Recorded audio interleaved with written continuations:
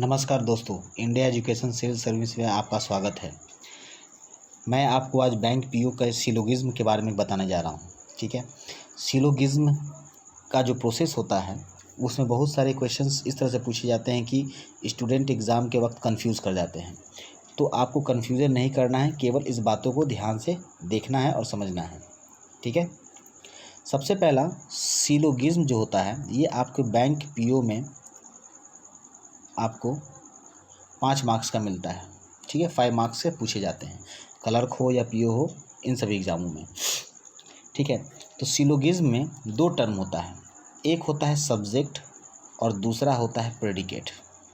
ठीक है, सब्जेक्ट और प्रेडिकेट में जब और सब्जेक्ट और प्रेडिकेट फर्स्ट में हो गया, सेकेंड स्टेटमेंट जो होता है क्वेश्चंस का वो आपका दूसरा, वो भी सब्जेक्ट और प्रेडिकेट होता है। ठीक है, तो इन क्वेश्चंस में यदि पूछे जाते हैं तो सबसे पहला स्टेटमेंट होता है जो इसका, तो स्टेटमेंट होता है ऑल। तो ऑल को ए से इंडिकेट करते हैं। फिर कुछ होता है सम, सम को आई से इंडिकेट करते हैं। एक होता है नो, जिसको हम ई से इंडिकेट करते हैं। एक होता है सम नॉट, ठीक है, जिसको हम ओ से इंडिकेट करते हैं। ठीक है, इसी तरह जब क्वेश्चंस पूछे जाते हैं कि ऑल ए आर बी, ठीक है, और फिर पूछ दिया जाता है ऑल, एक मिनट, फिर से क्वेश्चंस है आपके सामने प्रस्तुत कर रहा हूँ। ऑल ए आर बी, दूसरा स्टेटमेंट है ऑल बी आर सी।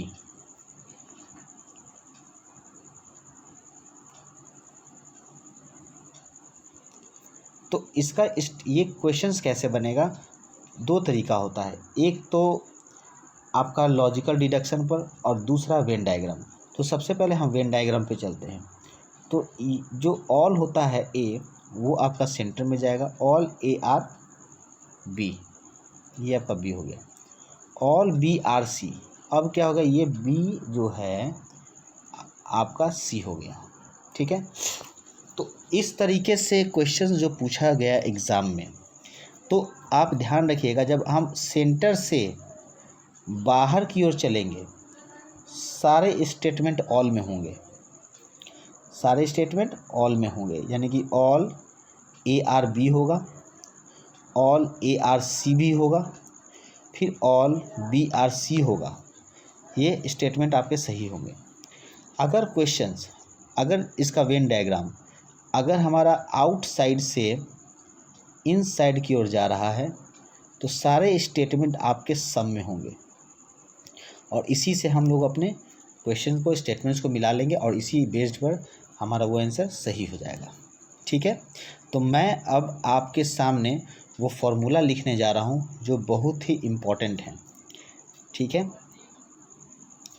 सबसे पहला फॉर्मूला ए प्लस ए बराबर कंक्लूज़न होता है ए। फिर है आई प्लस ए, कंक्लूज़न इसका आई। ए प्लस ई, इसका कंक्लूज़न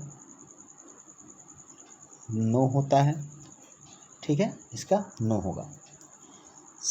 इन सभी के टर्म पे जो क्वेश्चंस पूछे जाएंगे, आपका ये स्टेटमेंट है और ये आपका उसका कंक्लूज़न है, तो इसे हम ध्यान में रखेंगे।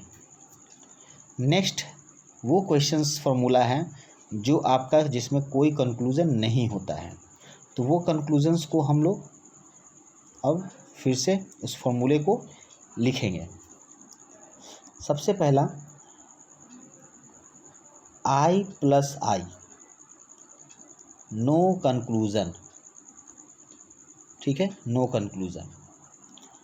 I plus O, I plus O, तो इसका भी no conclusion. O plus I, no conclusion, ठीक है। तो ये आपके सामने फॉर्मूला है इसका।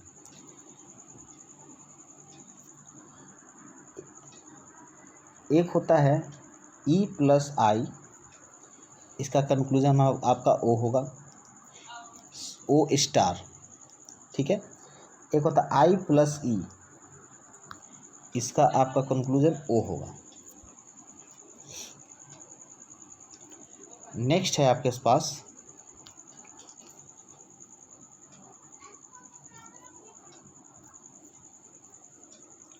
अब वेन डायग्राम से बताने जा रहा हूँ मैं।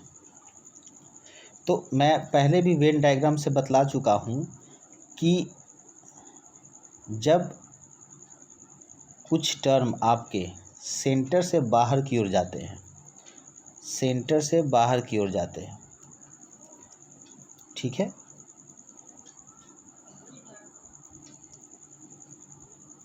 सेंटर से बाहर की ओर जाते हैं। तो जब सेंटर से बाहर की ओर जा रहे हैं तो इसका कंक्लूजन आपके ऑल के केस में होगा, ठीक है। जब यदि हम बाहर से सेंटर की ओर जा रहे हैं तो आपका कंक्लूजन सम के केस में होगा, ठीक है। तो इसे ध्यान रखिएगा। एक सबसे इम्पोर्टेंट एग्ज़ाम में, बैंक पीओ में स्पेशली पूछे जाते हैं पॉसिबिलिटीज़। क्या है? पॉसिबिलिटीज़। तो जैसे एक क्वेश्चंस मैं आपके सामने दे रहा हूँ कि all A are B, some B are Q, ठीक है। तो इसका पॉसिबिलिटीज़ क्या हो जाएगा आपका? ऑल बी इज़ ए इस पॉसिबिलिटीज़ होगा, यानी कि एक समय ऐसा हो सकता है ये बी अंदर जा सकता है और ए बाहर आ सकता है, ठीक है। दूसरा, all a being Q is a possibilities, बिल्कुल एक समय ऐसा होता सकता है कि ये ए जो है इस क्यू को कैप्चर कर ले पूरा, ठीक है। एक समय ऐसा भी हो सकता है कि all Q is being is a possibilities, एक समय क्यू भी क्या कर सकता है, इसको अपने अंदर ले सकता है। और ऑल बी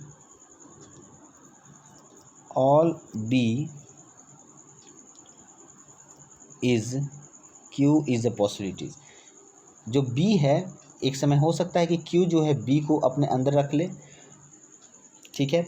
तो इस तरीका का जो पॉसिबिलिटीज़ होता है वो हमारा सही हो सकता है। और एक चीज़ ध्यान रखिएगा, जब यदि स्टेटमेंट, अगर स्टेटमेंट हमारा सभी ऑल के केस में है, किस केस में है?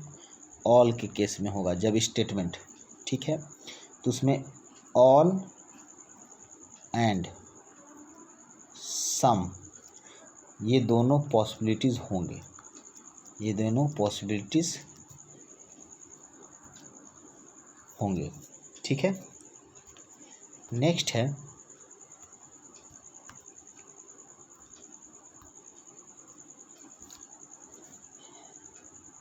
अगर स्टेटमेंट हमेशा हमारा पॉजिटिव है तो कंक्लूज़न कभी भी नेगेटिव नहीं होगा, वो हमेशा स्टेटमेंट गलत होगा आपका, ठीक। सेकंड रूल्स है इसका कि जब स्टेटमेंट हमारा नेगेटिव है तो कंक्लूज़न पॉजिटिव नहीं हो सकता है। ठीक है, इस चीज़ को ध्यान रखिएगा। सेकंड है, और